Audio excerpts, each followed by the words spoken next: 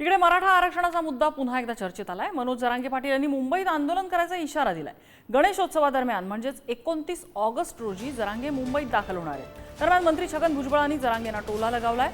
त्याला कोण आडवं येत आहे, ती पाहिजे तिथे आंदोलन कर, जसं पाहिजे तसं कर, अंतरवाली सराटीत कर किंवा मुंबईत नाहीतर दिल्लीत, असं भुजबळांनी त्यांना डिवचलंय। अरे काय कोण आडवं येतंय तुला? पाहिजे तिथे तिकडे जालन्यात कर, अंतरवाली काय सराटीमध्ये, मुंबईत कर, दिल्लीत कर।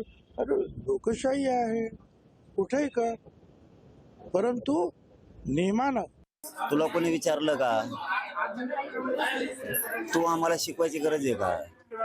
लोकशाही, संविधान, कायदा तू शिकवायची गरज नाही आम्हाला।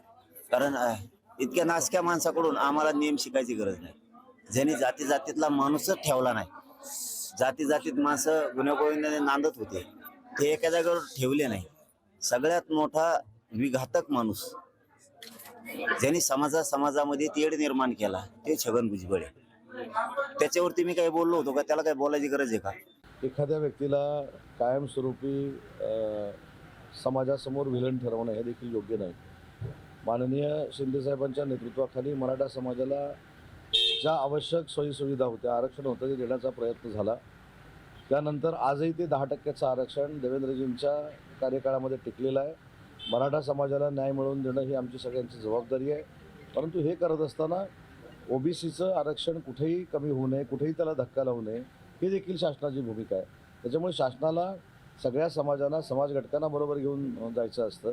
त्याच्यातनं कोणी गैरसमज करून घेऊ नये आणि कोणाला विलन ठरवू नये। ते नियोजन असणारच आहे।